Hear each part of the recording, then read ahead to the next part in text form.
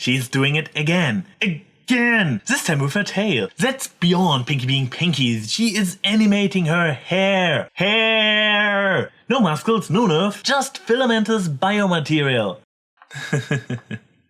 Then again, it fits rather well into my hybrid theory. But that's for another video.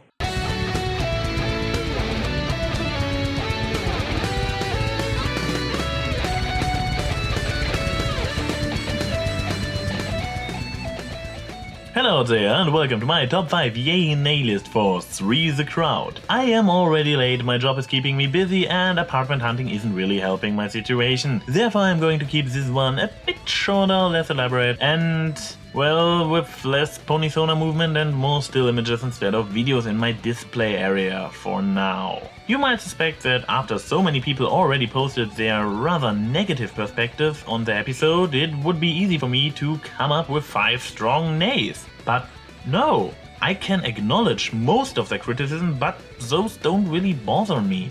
They are just meh. Number 5, meh. Discord showing up and interacting with the remaining 5 was entertaining and well written enough, and might have been my favorite part of the episode, given Rarity's lines, which I loved. But from a narrative perspective, this entire 6 or so minute exchange was largely pointless. Yeah, I also like a good narrative as much as you do, Tommy. But as long as it is not broken and only pointless, I can still enjoy it as it is. Number 4, meh. The biggest problem I have with this episode is that Discord isn't the same character that he has been.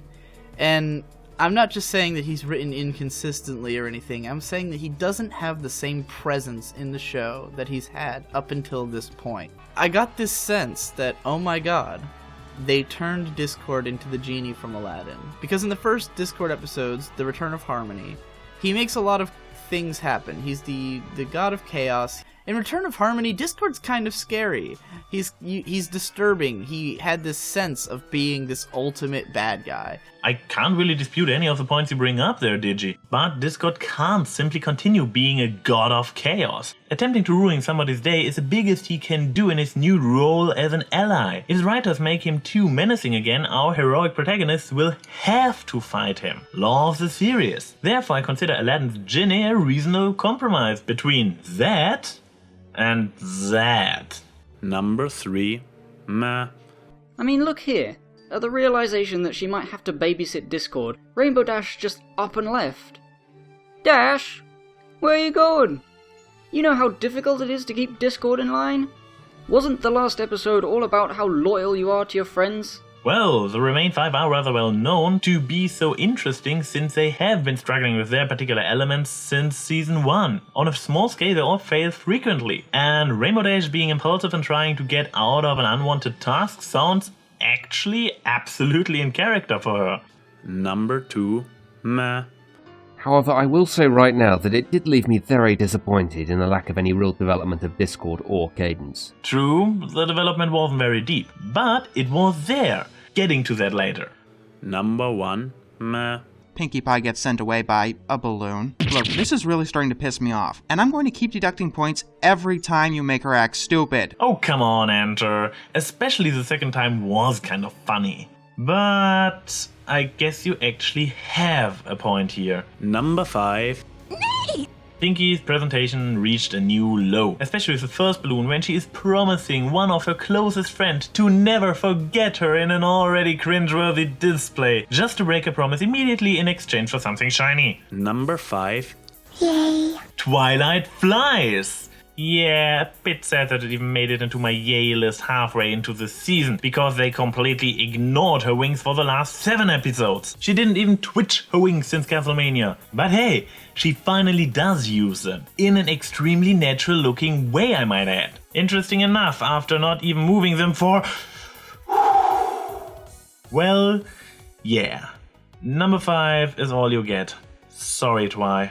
Number 4, Neigh! Every pony addressed it and intentionally or unintentionally wrote their script that way that you saw they were building up to some kind of dirty joke. So to get it out of the way, yes, the color and shape have a certain phallic resemblance, and I already joked about tentacles in my Princess Twilight Sparkle analysis. But that's actually not what I want to criticize about the worm's design. It looks so plain Look at all the details on everything else. The worm has just something underdeveloped to it. Then again, it might be intentional to keep its appearance less scary for the younger viewers. Number 4.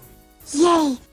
Discord and Fluttershy are pen pals. Finally! A sign that there is more between them than Fluttershy calling him a friend, just to use the thread to withdraw the friendship status to keep him in line. It may be just a small side note, but I am so thankful for it. Number 3.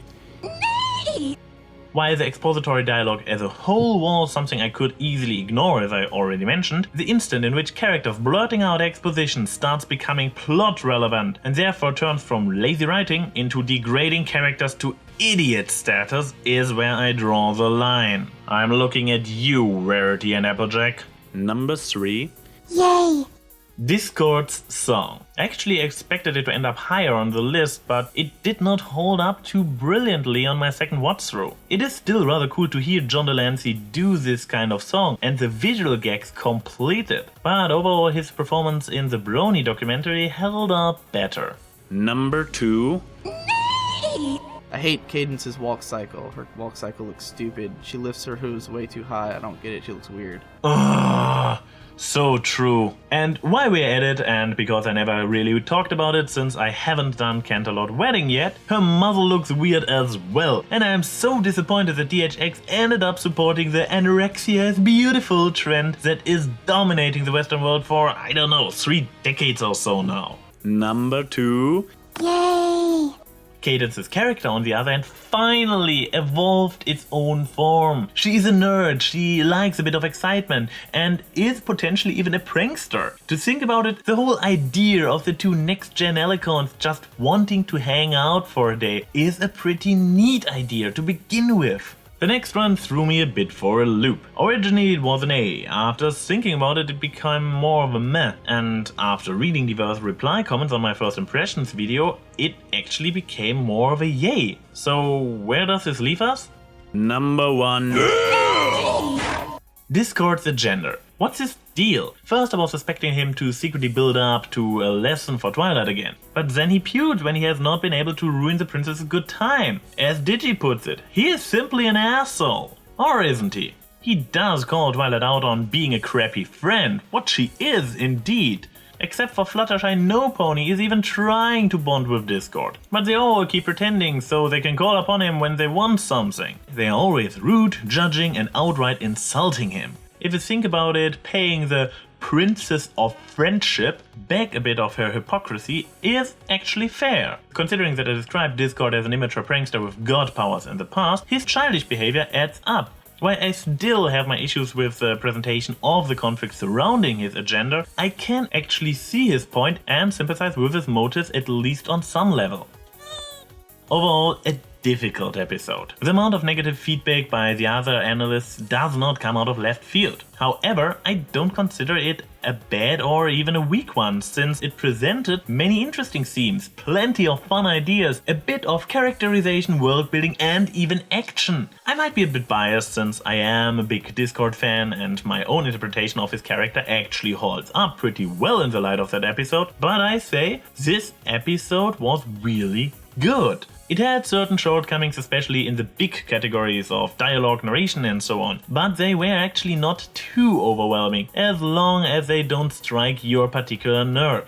This is AnY Pony saying see you soon.